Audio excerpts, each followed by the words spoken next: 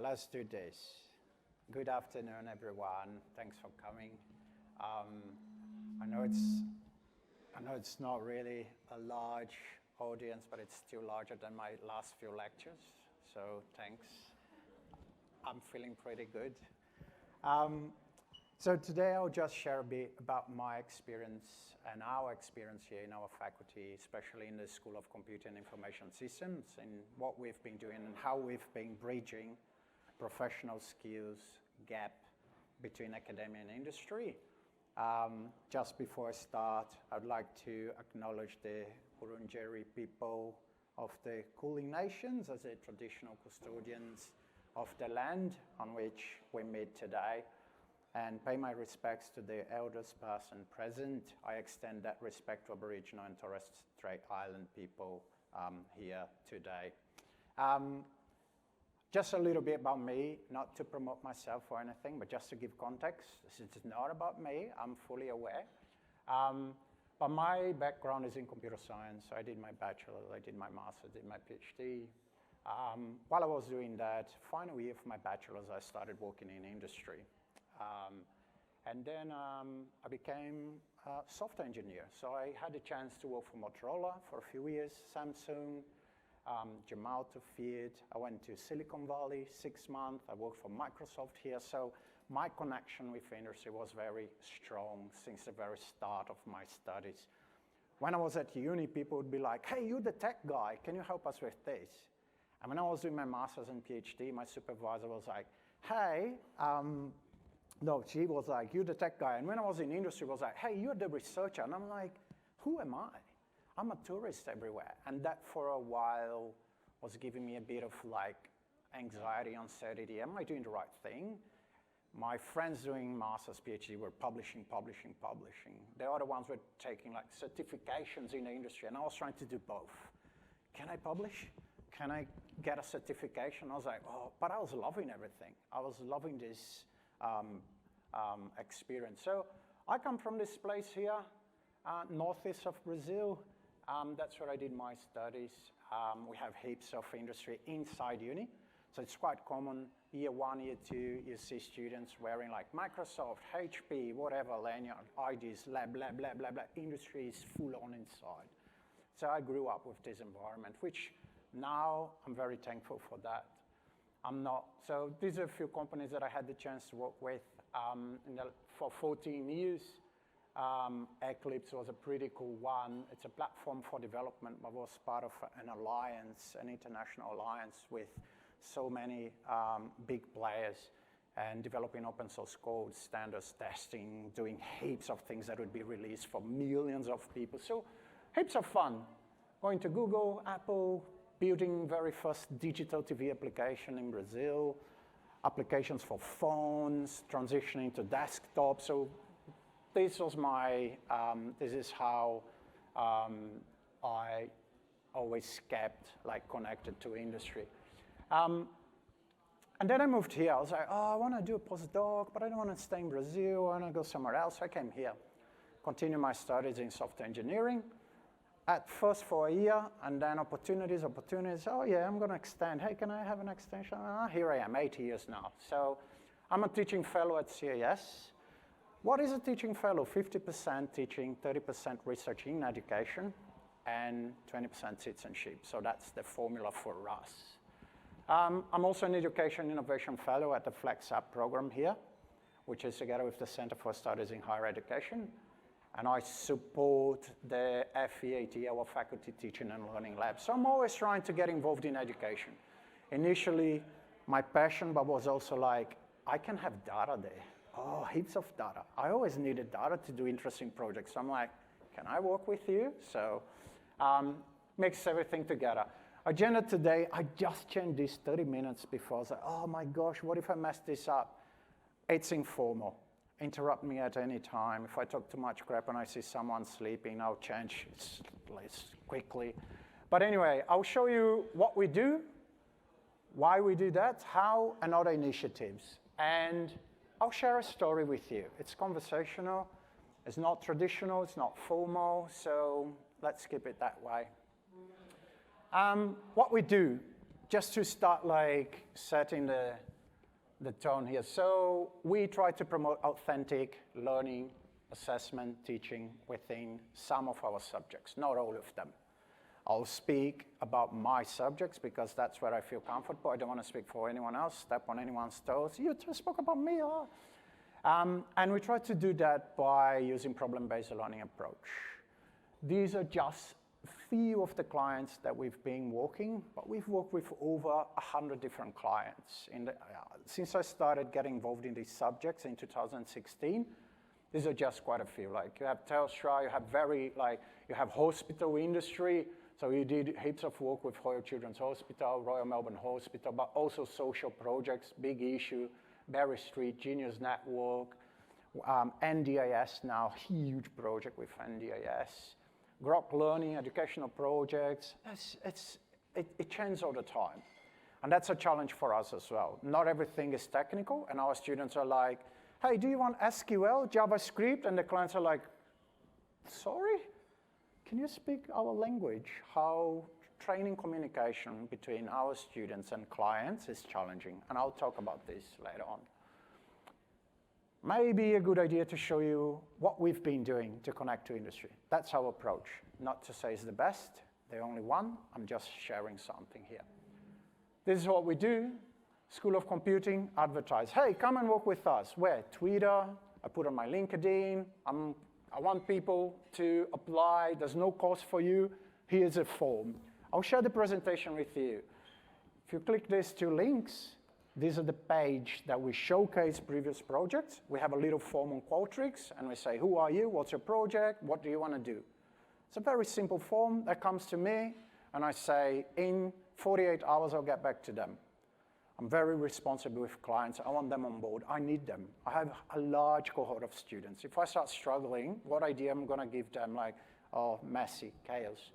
I feel I'm representing the university when I'm working with industry partners, external ones. So first, advertise, broadcast, whatever platform that we have. Emails from previous clients, partners. They submit the idea to us. Hey, I have this idea, Qualtrics, very simple form. As a subject coordinator, hey, let's have a chat. They come here now, fancy building. I'm like, hey, let me pay your coffee. Come here, look how cool is this. They're like, wow, wow, wow. And then I'm like, okay, I like your initial idea. Can we talk more about that? What are your expectations? What technology is involved?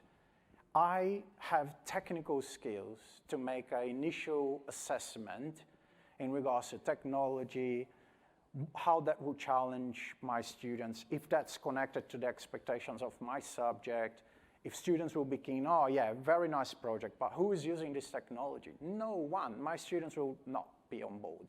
Unfortunately, I can't have everyone. But the majority, perfect. Nice technology, not the ones that I'm teaching. Students will learn that. Oh, they're doing iOS, the new Facebook, whatever, Meta. Have you heard of Meta? Yeah, we have project now, Meta. I don't know anything about Meta. I'm like, hey, students, Meta. They're like, yeah, Meta. They will learn. But I need to measure, is this good enough, exciting, feasible? Oh, I want this. That's too much. We will keep you on board. It's the very first semester. We can keep going this. We can keep doing this. Let's start this way. And then we extend. I'm here for a long term. It's an endurance race, not a sprint. You with me, we're on board, and that's how we start this. After that, I will hire supervisors. They're not tutors, they're supervisors. They don't go in a lab. As a supervisor, they're not project managers, they don't do the work for students, but they have industry experience. They'll meet students weekly. Is anything blocking your activity? Is the client not responsive? Is the client asking you too much? Team conflict. Let's have a chat. That email wasn't appropriate. Guidance, mentoring, different role. We hire them as the same process, casual jobs. And then I will assign students, teams to projects with a particular client and a supervisor. Every team has a supervisor, their own. And that person is introduced to the client. Hey, this is your supervisor. He's here to help, he or she to help. Not to, you should be communicating with students, but make sure you CC them in every communication. So this is coming from my mind. This is not literature. I think this is a 3W model. Win-win-win. Everyone wins. And I think the university wins because now we partner with people that have real-world demands. They know the new technology, blah, blah, blah. So we have authentic, for us, we have authentic assessment. We have integration with real needs in the industry. I know the skills that they are requiring. That's always updating. I need to change my rubrics, my assessment, everything. Every semester is different. The partners, of course, what are they winning? Well, they have a solution for a problem, documented, it's structured, it's really professional. And I'll show you some of the stuff we do. And the students, of course, they're learning from real experience with clients. They get so excited. They practice their English, they have formal meetings, they take meeting minutes, they use tools, they're invited to visit corporations, industry, and so on. So I think it's a 3W win model. Of course, to do this, no cost for industry partners. Everything we do, we sign an IP agreement. It's a legal document. Students sign an NDA. Client signs an NDA. I compile this document, send to head of school. Head of school signs that. Bam. One copy goes to legal, one copy stays with us.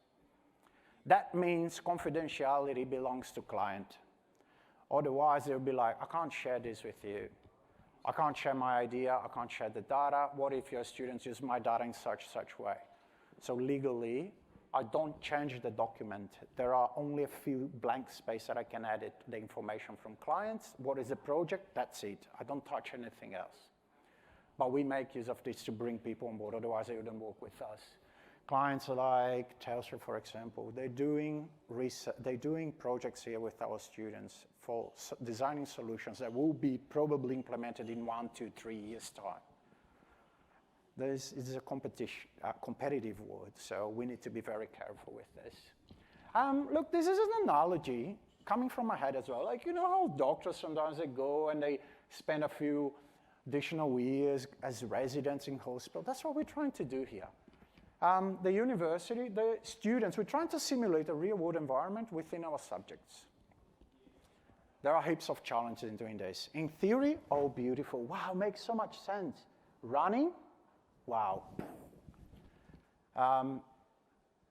Why we do this? A few challenges, right? So this is not exhaustive list. I just picked one, which is related to what I do. This is the Australian Computer Society. And they said, look, you have 600,000 ICT workers in Australia, 52% employed in industries outside of information and communication technology. There are over 2 million trading businesses in Australia with only 4% employing 20 or more staff. They released a report. They always updating their report. They basically told us, we need more people skilled in problem solving, designing things, ethics, professionalism, teamwork concepts, interpersonal communication. It's not technical. They're not saying, we need more people with Java, with MATLAB, or R, Python. Forget technical. We know how to teach technical. But what else? Not everything is technical, and that's the challenge, and that's the focus here. Professional skills are not things that you're covering and giving them H1, H2A, B, or C. These are interpersonal, long life, long-term skills. Do you communicate well? How can I measure that? Are you collaborating? How can I keep track of that if you're not collaborating on the discussion board on Canvas? I don't know if you're using WeChat, email, meeting here. It's hard, but there is a way we can do this. So the challenges are promoting authentic and teaching and learning assessment, assessing this technical, we need to do that, but also professional skills. But also we need to provide clear feedback of skills. So if you're my student, you should know at that point in time in my subject where you are in regards to that skill. Communication. You have a goal. I need to provide you ways in which you can keep track. Am I getting better in this? Yes or no? And it's not magic. It's not you imagining, oh, I've been attending all the meetings. But you're in silence. You never say anything. You just say good morning, good afternoon, how are you? How are you? That's not enough.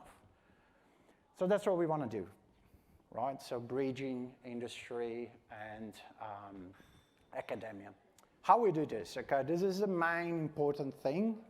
For today, I think is the process in which we make this happen. So I feel like, I'm going to give you a bit more evidence or the recipe, which is not a recipe, it's just the way we do things. And to be honest, we're not entirely sure we do the best way. It's just one of the ways. How we do this, just to give a bit more of context, this is our approach for 4 of our subjects in the School of Computer and Information Systems. 3 of them are for the Masters of Software Engineering. So requirements, there's a team that do the requirements for you as a client. Let's imagine this. I want to work with you, Eduardo. That was an exciting presentation. I have so many ideas. I'm so innovative. I have so much passion for what I do. Can you help me? I'm like, 100%, come, no joke. That's not a scenario anymore. That's an official invite. Come. I'll ask you, what is your project? What's your idea? If you don't have anything, if it's a brand new idea, my students will help you designing that. What is the goal of your idea? Who are the users, potential users of your system? Outcomes, documenting everything, prototyping, testing with real users, getting feedback, validating. This involves heaps of validation, documentation, diagrams, and so on. Are you happy? Your users are happy? Did we get that right? Yeah? Okay, let's develop that. Second subject's this one. That's the development of those projects that were designed. After that, we have this major subject here, which involves, it's an entire year, 10 students, 10 to 12 in one project. Same client, the whole year. It's like running a startup, literally. The volume that these students deliver to clients, it's literally a startup. I can guarantee you, if you come on board, you have a minimum viable product that it's deployed, tested, that you can use, you can demonstrate, you can pilot. You know those 3 minutes presentation, here's my software, by the way, you can use it now, blah, blah, blah, blah. They'll get this done. And then we have another one that it's a 6, it's the same as this one, similar, we do requirements and development and testing, but packed in one semester. Part of the MIT.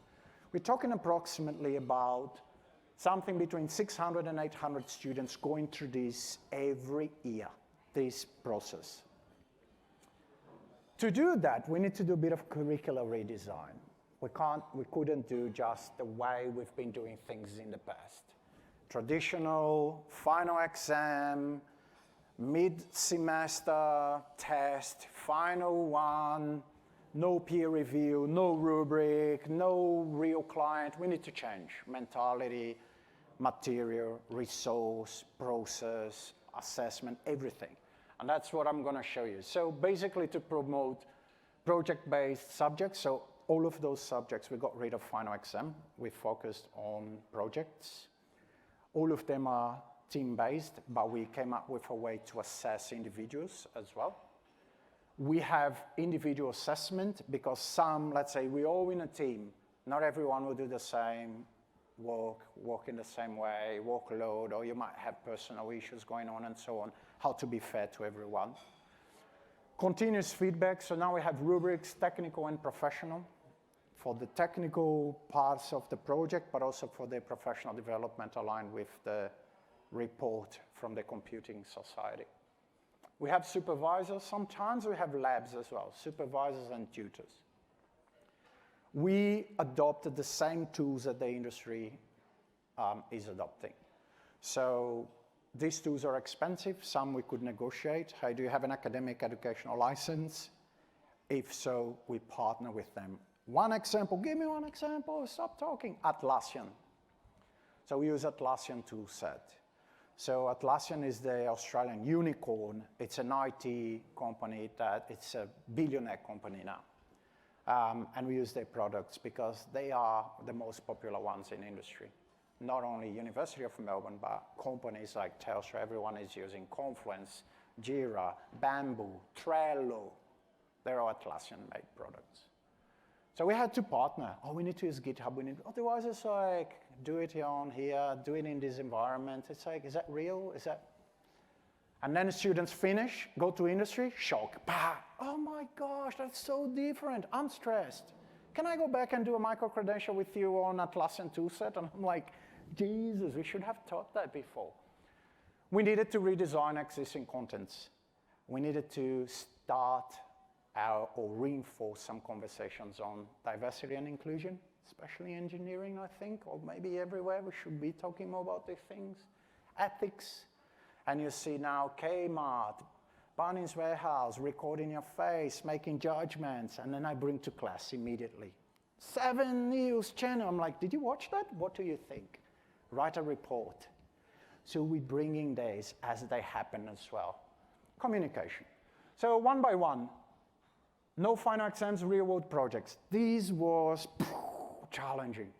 When you have a classroom, and I have subjects that they're not project-based, you have a well-defined problem, you know what to expect, you know the scope, you know what they need to do, how they need to do.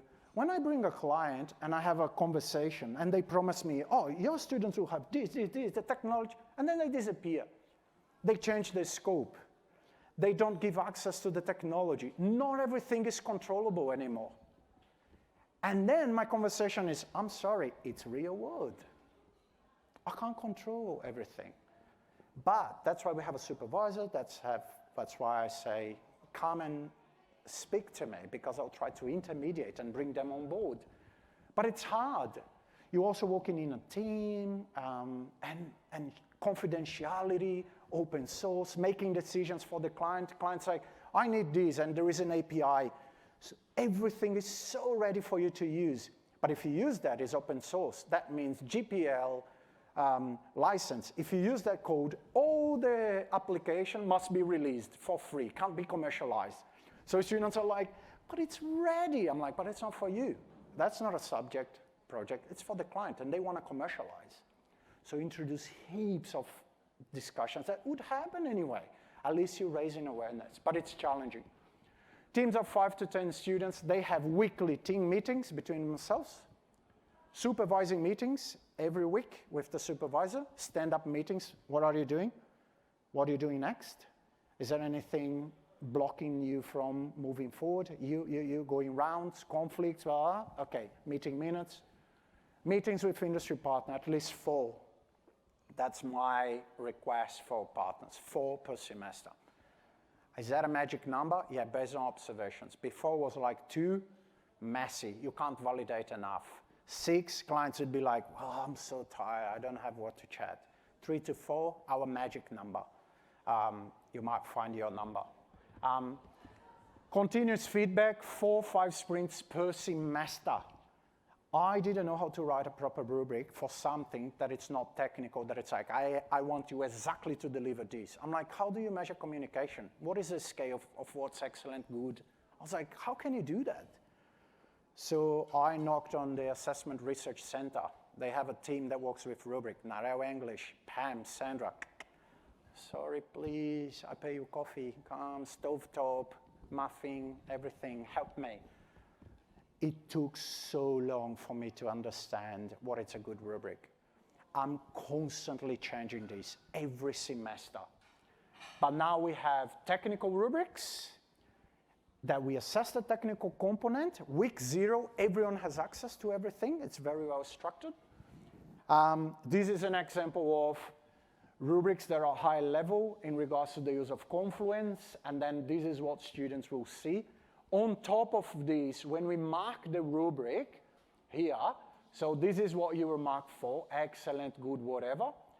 Good work, please see attached feedback. So there is a checklist for them. Additionally, this is what you need to do. And we provide annotations on documents or 1 to 2 page feedback per group. And that's no conversation. If I'm having a conversation to bring you to my team to work as a supervisor, I will speak to you about feedback. I'll share material about feedback. We'll talk about how to provide feedback. You will start having conversations within your team. Can we have one-on-one chats? Everyone feedback. It's continuous. But there are 2 points that there is a peer review, which we run a 360 degrees evaluation for members. Supervisors step back and we watch. And these are some of the criteria to measure professional skills. Attend group meeting, contributes meaningfully to group discussion. So you're there, but you don't participate. What are you doing? Complete a grid task on time, prepares work. So these are aligned with the report from the Australian Computing Society. It's not coming from me. Plus, there is a rubric for the peer review. Are you completing the giving feedback? Have you written the minimum number of reviews? Are you rating received reviews? Have you read your received review? Can you please reflect on that? So the process finishes when you see your feedback, you reflect on that. And if you're uncomfortable with that, supervisor will help you. And sometimes I just got an email, look, in a team of 5, Eduardo, let's be real.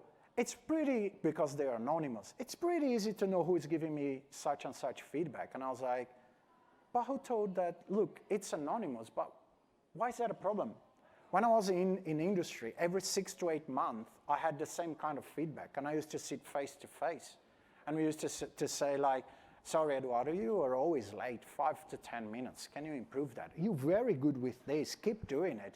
Hey, by the way, can you improve and pay attention to this and that? And that's how I became the person I am today. It's constructive. It's not personal. So shifting this on students' mind to build confidence enough to receive and to provide feedback in such a way, it's challenging. And I'm not a feedback expert, so I have to go, CSHE, learning environment, help me. Alone, I wouldn't go anywhere, wouldn't get anywhere. Supervisors are you're the master people. They have industry experience, they are technical, but they also need to have communication skills. If they are just like an encyclopedia, do you know this? Yes, blah, blah, blah. Not enough, not good enough to join the team. You need to be able to encourage students to identify conflicts, to deal with conflicts, to inspire, to motivate, to observe, to provide feedback. There's a lot packed in this role. And now we have a professional development day for new supervisors. They spend 24 hours, one day, full day, 6 hours, whatever. We provide some snacks, drinks, and we kind of touch all of these topics. Conflicts, communication, feedback, expectations for this role. Because sometimes they come and they were a tutor. Tutor is different from this. The responsibilities are different. The interaction with client is different. So the dynamics is, if they're not in a lab, I'm not telling them, can you go and today the lab activity is putting together these diagrams in such way, and they're like, that's very different. And we have regular teams. We have a Slack channel for ourselves. We're always in touch, always in touch. It's amazing. Professional tools. Couldn't go anywhere if we didn't have them. So these are just a few tools that we use. Students have access to them. Some we host ourselves. Some are hosted externally. But there is a way that I can manage everything. The issue is continuity. If you are a student and you set, let's say, GitHub, which is a repository for where you put in the code and where you're developing the system, and then the subject finishes, you go away, another semester, 2023, that client's still with me, and we need to build on top of previous code. I can't access that problem. Hey, where are you? Oh, the email is even deactivated. That student's not a student anymore. How can you keep track of things? So you really need to make sure you can moderate and that you own that space. So all of these tools give us some flexibility, which is very challenging because I have to set them up. I have to create the team, then I create the teams on Canvas, the groups, then I create the teams on GitHub, then I create the teams on Confluence, then I create the teams on Jira. You can't imagine the admin headache that it is. But now I'm delegating. Now I'm getting smarter, have a bit more of budget in my pocket.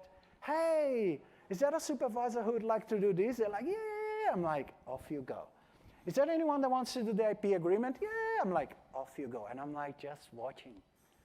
So once you have a clear process and you document that, you delegate. Off you go. It's so magic. It's amazing. By the way, is there anyone has any question, anything to say? No? All good? Yes.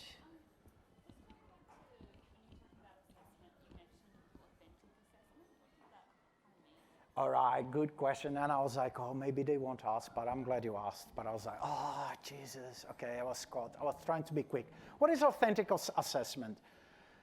I have to say that there are so many definitions. I'll tell you what is authentic assessment to me. So another subject that I have, we don't have industry partners, and we say, we're doing authentic assessment because this project is a real-world project. It's specified in a real way with real requirements, real features, real everything. That's authentic. It's not coming from my mind. It's not a final exam. And the process in which you're promoting a lot more skills that are the connection to real world, to me, authentic. To me, authentic, and in the context of what we're talking today, is as a simulation of something that it's real, that it's not happening only in the context of my classroom. So it's authentic in the context that it's not my tool or the university tool, it's the industry tool. It's not my supervisor acting as a client, there is a real client. It's not me creating simulation, let's change all the requirements for them. The client changed, so that's authentic. And then we need to change the teaching material because they're always changing. Industry is like, we're now using this tool, and I'm like, oh, here we go. New material to teach them those tools, so that's always challenging the teaching as well. But there are so many definitions, and probably you're going to argue that now it's fine.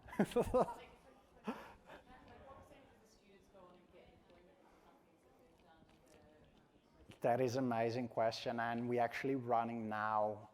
We have a lab, teaching and learning lab at the faculty, and one of the guys, Andrew, is actually looking for the whole school percentage, but going back to survey, but I don't have those numbers.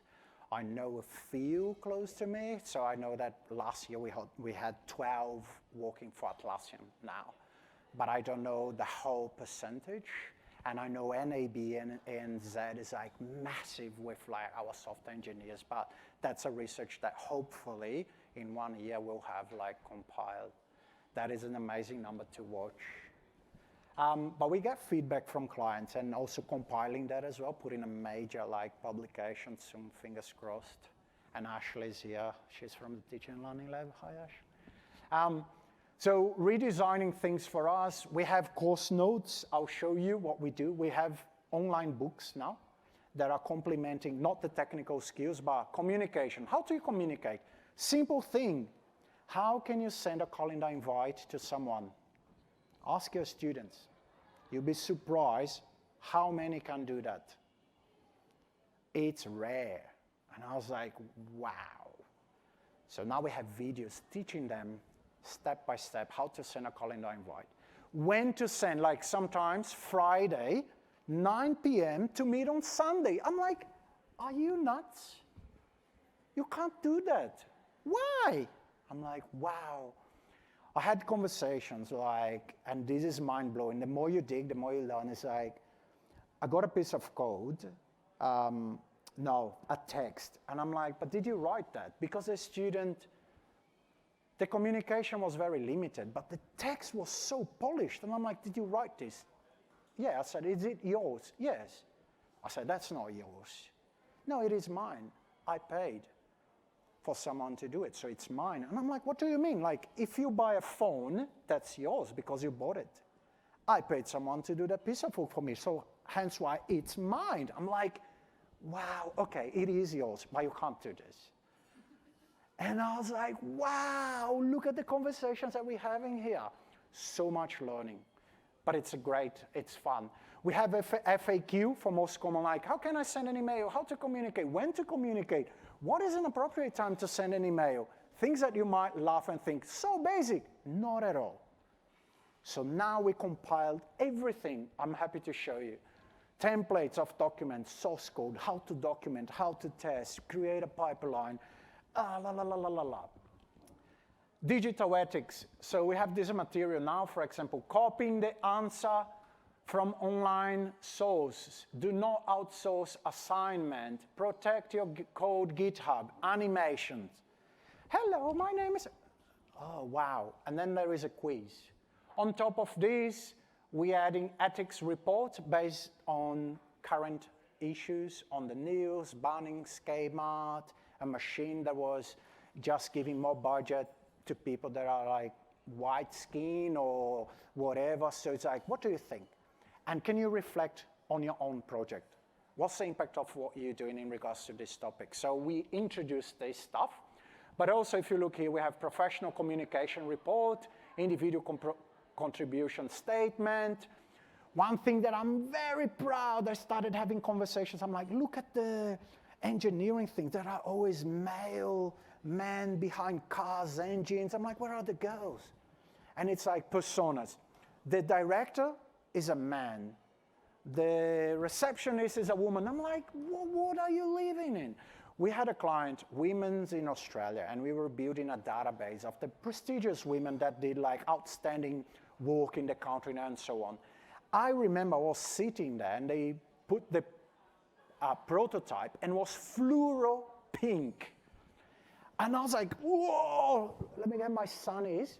Why you did that? Oh, women's in Australia. And I didn't get. I'm like, what do you mean? Women like pink. And I'm like, oh my gosh, need to change this. And then now I was so happy to see it's little, but you see here, pronouns, she, they. This is the discussion board. And there was someone, does anyone have suggestions for trying to create, we don't use faces, when we're creating examples, we don't download photos of people. There is a website, this person do not exist. And that website generates image through machine learning. So you can use those images because they don't exist, so no problem. And then someone was like, but do you have something else? Because that site, primarily white database, and rarely produce skin colors darker than a skin tone. I've never seen this. I was like, goosebumps. I'm like, yeah, it's working. And then you see this. Sorry if it's last minute, but generated photos face another student. You can choose an ethnicity. Don't worry. They are AI generated as well. Go diverse, strong. I love this. That's when you feel like it's working. So it takes time, but they get it. Software licenses, what can you do, share, and so on. So a few lessons learned, meet your industry partner before you decide to bring them on board, make sure you align expectations. You also don't want the industry partners too bossy. Oh, do this to me, do that. Sorry, they're not your employees. Calm down, they are my students. Students, come with me. I'm here to protect them. And we need to keep an eye on that as well. Whenever possible, bring supervisors with industry experience. They help a lot. Otherwise, coach them, mentor them. They will do a great job. Get the basics right. Set up all the tools. Make sure that your LMS is clear, that you provide additional resource, work continuously every semester on assessments and so on. Monitor the contributions. Listen to your students. One thing I would say, not everything is technical to me. Every week I have coffee sessions, tech sessions. They come, this started in 2022 and was online because we were living the pandemic. Now it's every week here. I sit here and we have coffee together. I'm always happy to pay them coffee and to chat, to know about their hobbies, where they're from, what are their names, interests, careers. So I create connections with them.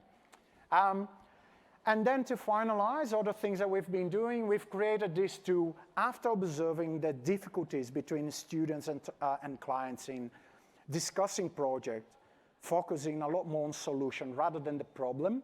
We developed this, which is a goal model. What's the goal of the application? No technology involved. We developed this, we designed this diagram, we validate that with clients. Now it's a product we offer into other universities. Over 1,200 students use. It became a little lab. We always having master students working, improving, polishing. And lately, we did this self-regulated learning dashboard, which is customized. And basically, we have 7 criteria coming from theory in which we assess how have you been reading instruction, completing assessment, following schedule. It's scalable. I can run in any of your subjects if you're on Canvas quite easily. Students will set their goal. They will monitor their goal, will give feedback. This is the score, the blue one, they gave themselves. I think in regards to all of these items, I'm a 14 out of 22. We score themselves with our algorithm. We say, we believe you are a 10 out of 22. Then we show them the evidence, how to interpret our scores, where the data came from, what you need to do next to improve your own schools. So we're giving them the chance to monitor their professional skills development. We'll be adding more and more dashboards from this. Not to promote myself, promise, but the SES goes out of 5. For this particular subject, we go 464, 471, 486. Overall, I was satisfied with my learning. So it's working. We didn't have scores above 4 for a long time. And if you read the comments, it's like, let's not, talking with real client, clear assessment timeline. We can do software requirements with real client who is not technical, real project. They value so much. So I can't do this alone, of course. There's a team of superheroes behind everything that we do. And I'm not here to promote myself, but I work with brilliant, brilliant people. We have the Teaching and Learning Lab. I have all the academics in the CIS.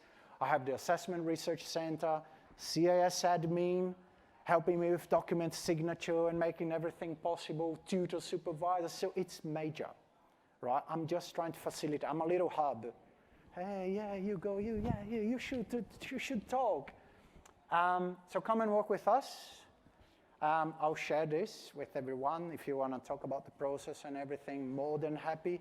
Come and watch our lectures, open classroom, come sit, watch, talk to students, whatever makes you happy makes me happy.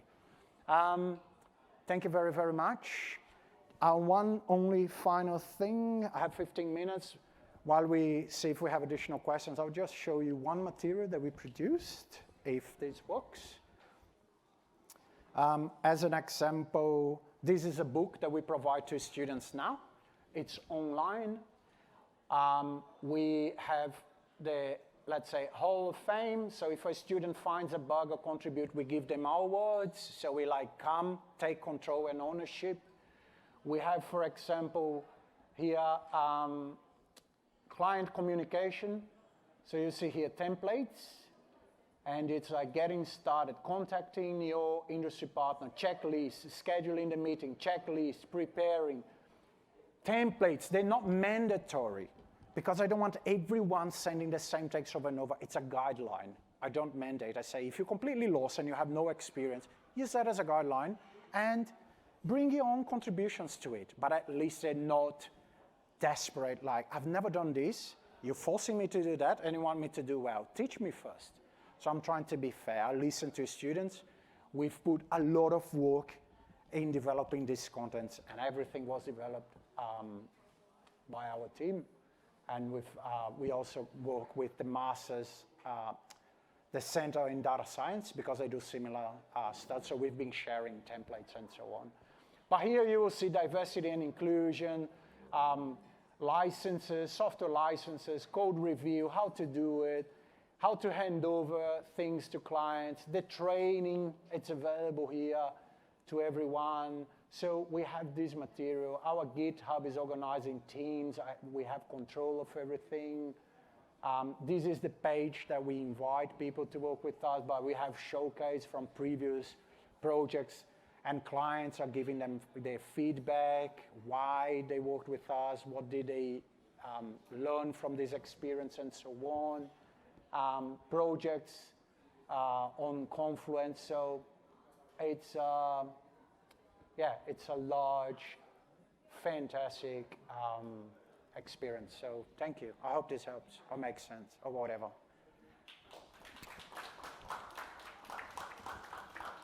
I talk a lot. Sorry, everyone. Yay, one question. Oh, nice. Thanks. Hello. Oh, look at you. Yeah.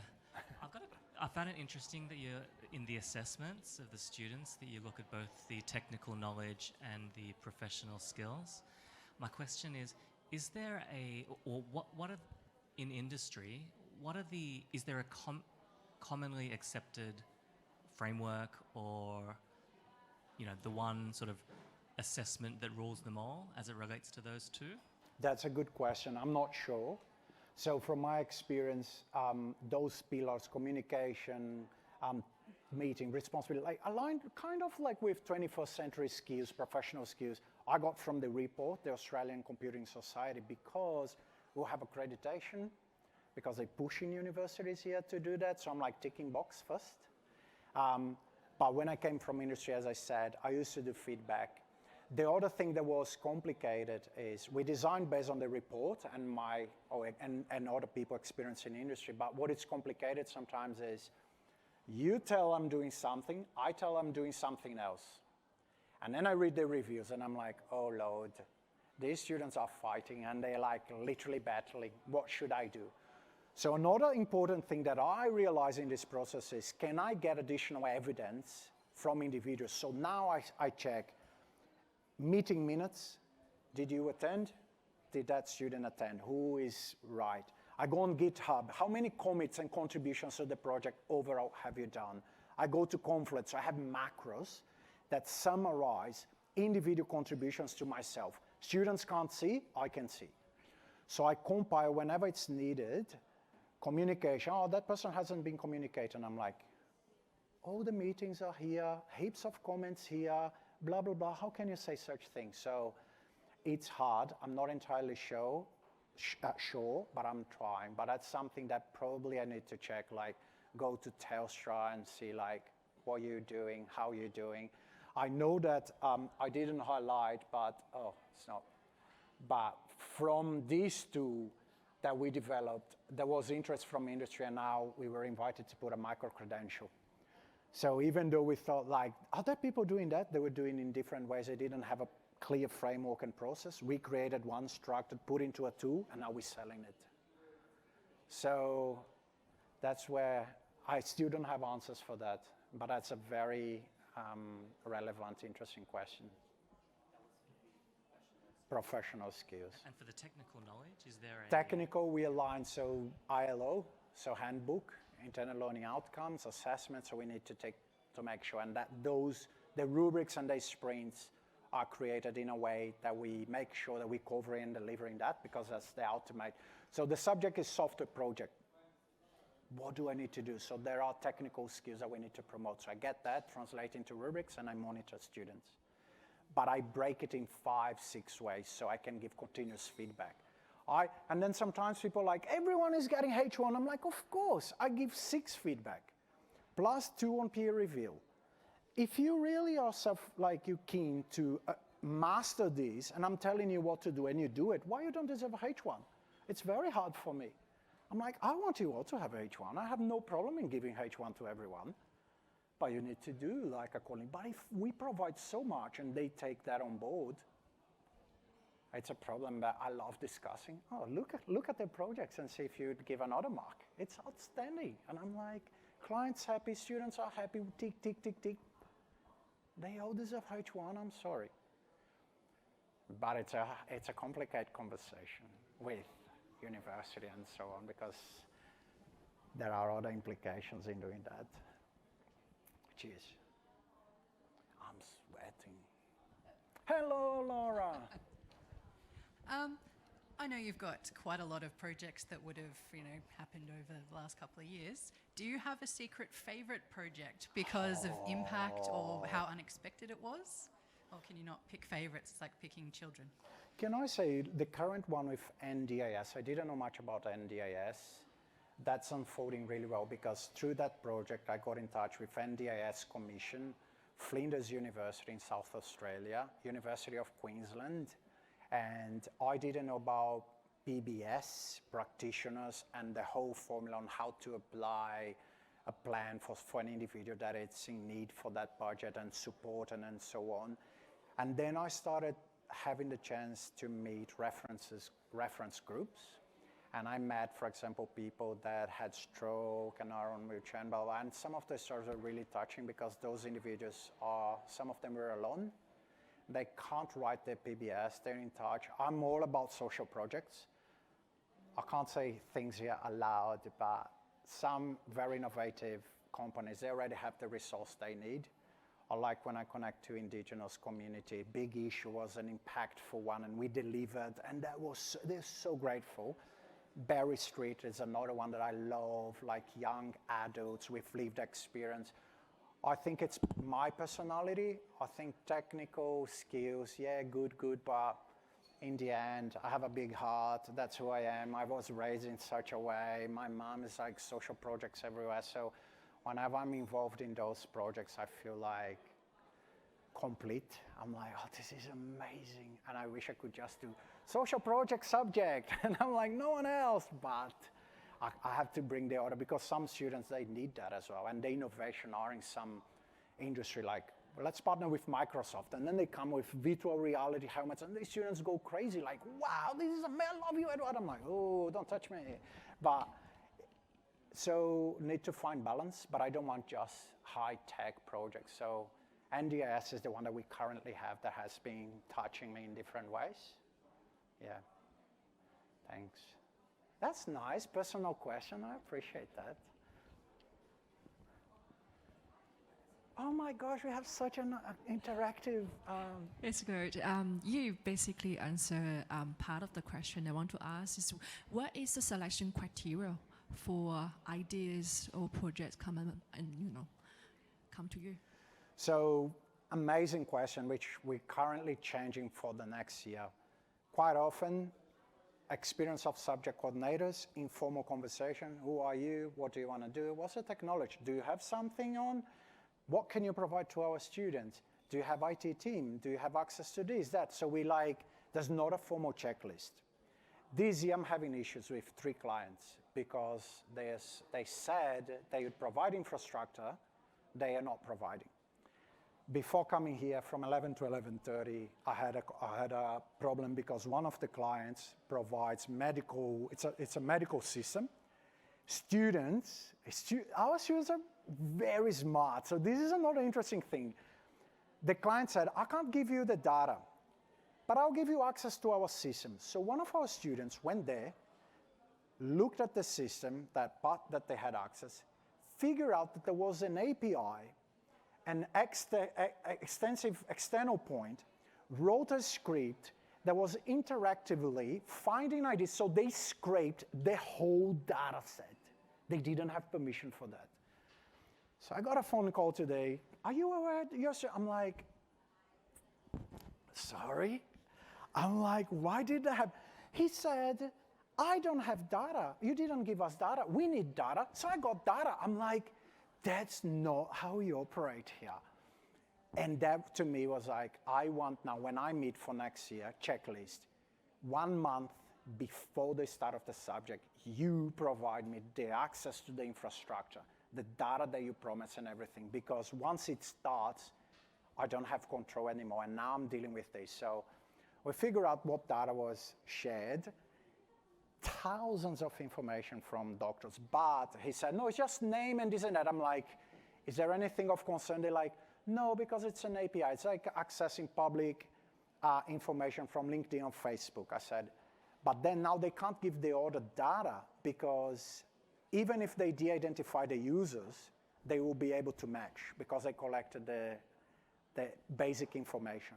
So now the project's not going ahead. And I was like, wow. So this is one thing that it was informal, and based on our experience, now we're documenting. And we're setting deadlines for them to give us resources that we need, because otherwise, and students are so clever.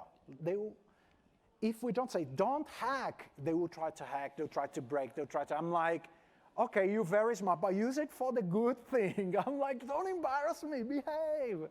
So lessons learned. Need to be very careful with that, with IT guys or, yeah. So many good questions. Thank you so much. You're amazing. All good? Thank you. Have a great day.